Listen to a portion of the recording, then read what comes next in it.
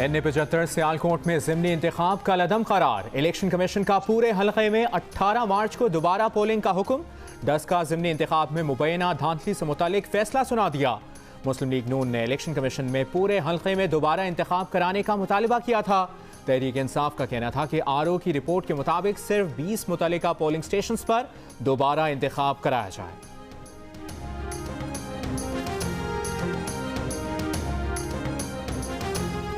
मुस्लिम league नून की नायब सदर मरियम नवाज कहती हैं डस्का के अवाम का हक उनको वापस मिल गया। जाली सादिको अमीन को वोट चोरी की सनद जारी, बसका चोरी की तस्दीक, वोट चोर अगवाकार भी निकला। डस्का के अवाम का शुक्रिया जिन्होंने ना सिर्फ वोट डाला बल्कि वोट पर पहरा भी दिया। नून लीग के मोहम्मद जुबैर बोले धांधली करने के लिए मुकम्मल साजिश की गई। इमरान खान साजिश में सबसे आगे थे। किस किस ने साजिश की, जब तक सामने नहीं आएगा इंसाफ नहीं होगा।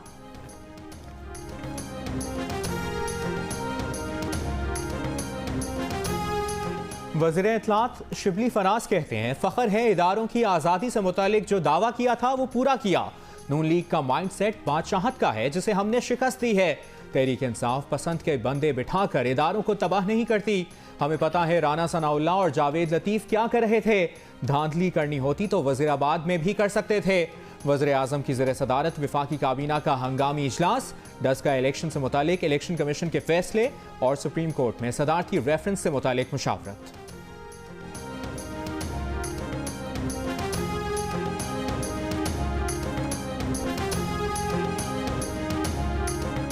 सुप्रीम कोर्ट ने सेनेट इंतखाबात ओपन बैलेट से कराने से मुतालिक सदारती रेफरेंस पर राय महफूज कर ली।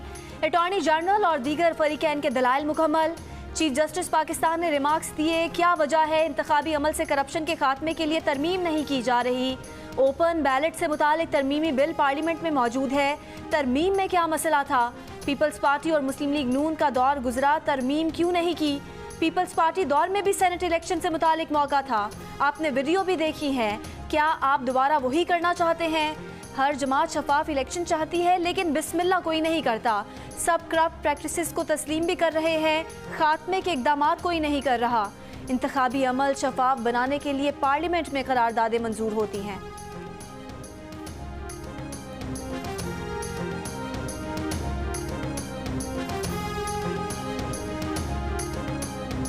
पाकिस्तान और भारत के डायरेक्टर जनरल मिलिट्री ऑपरेशंस का हॉटलाइन पर राब्ता। दोनों अतराफ का गुज़श्ता शब से कंट्रोल लाइन और दीगर सेक्टर्स पर जंगबंदी से मुतालिक तमाम मुआहिदों और समझौतों पर सख्ती से अमल पैरा होने का इरादा। देरपा और बाहमी मफाद अमन की खातिर कोर इशूज़ और तहफ़्फ़ुज़ात को हल करने हॉटलाइन राब्ते और बॉर्डर फ्लैग मीटिंग्स के मौजूदा निज़ाम के जरिए किसी भी गैर मुतवक्की सूरत हाल और गलत फहमी को हल करने पर भी इत्तफाक किया गया। ISPR के मुताबिक पाक भारत DGMOs ने कंट्रोल लाइन समेत तमाम सेक्टर्स की सूरत हाल का जायजा लिया। पाक भारत DGMOs की गुफ्तगू अच्छे माहौल में हुई।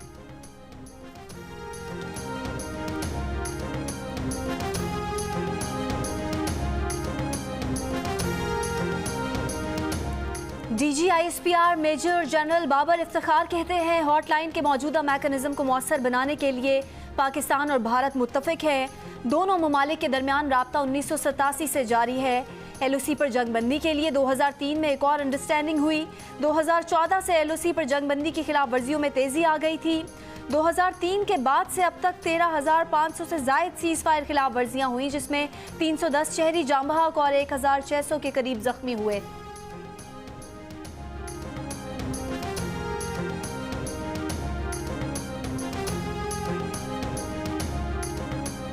मुस्लिम लीग नून की नायब सदर मरियम नवाज का कहना है कि जमहूरी मुद्दत का फार्मूला मुंतखब हुकूमत पर अप्लाई होता है, चुंतखब पर नहीं। ओपन बैलेट का फैसला करना पार्लियामान का काम है, अदालत का नहीं। ये अदालत को दागदार करने वाली बात है, इससे इज्तनाब करना चाहिए। बिलावल भुट्टो ने कहा कि नाराज इत्तेहादियों को जबरदस्ती बांधा गया है। हम इस वक्त सिलेक्टेड निज़ाम का मुकाबला कर रहे हैं। यूसुफ रजा गिलानी की जीत से साबित होगा पार्लियामेंट भी PDM के साथ है।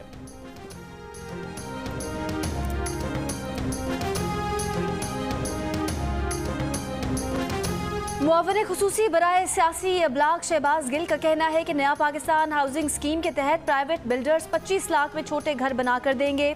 शहरी जब घर बुक करेंगे तो हुकूमत 3 लाख रुपए अकाउंट में जमा कराएगी। ऐसा निज़ाम बनाया है कि गरीब आदमी घर बनाए तो दफ्तरों के चक्कर ना लगाए।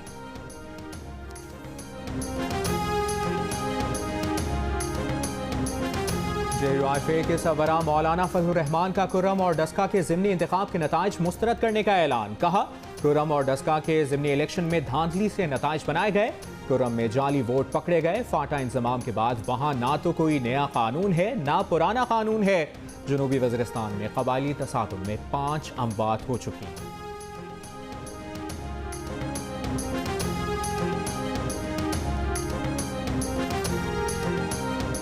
वज़ीर आला पंजाब की मुआविन खुसूसी फिरदौस आशिक आवान कहती हैं, इलेक्शन कमीशन के फैसले का एहतराम करते हैं।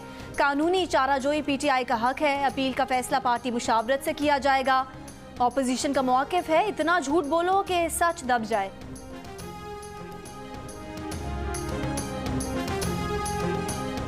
सिंध हाई कोर्ट में PTI के सेनेट के लिए उम्मीदवार फैसल वावडा के कागजात नामजदगी चैलेंज। पीपल्स पार्टी के कादिर खान मंदोखेल की इलेक्शन ट्रिब्यूनल के फैसले के खिलाफ दरखास्त पर समाअत 26 फरवरी को होगी।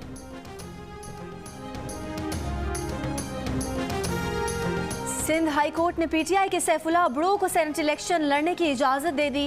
इलेक्शन ट्रिब्यूनल का फैसला कलअदम करार। तहरीक इंसाफ के लियाकत जतोई ने सैफुल्लाह अब्रो की नामजदगी पर एतराज़ उठाया था। उनका इल्ज़ाम है कि सैफुल्लाह अब्रो ने 35 करोड़ में सेनेट टिकट खरीदा है।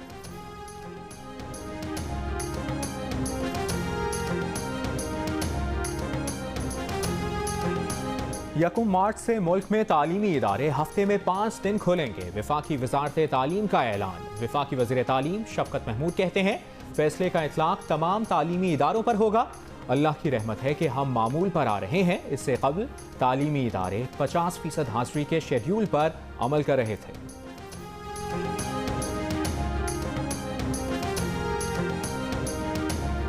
मुल्क में एक दिन में कोरोना से मजीद 64 अफराद का इंतकाल। मजीद 1361 केसेस रिपोर्ट। मुस्बत केसेस की शरह 3.3% रही। खैबर पख्तूनख्वा में हेल्थ वर्कर्स की कोरोना से बचाव की वैक्सीनेशन में तेज़ी। 24 घंटे में 2128 हेल्थ वर्कर्स की वैक्सीनेशन।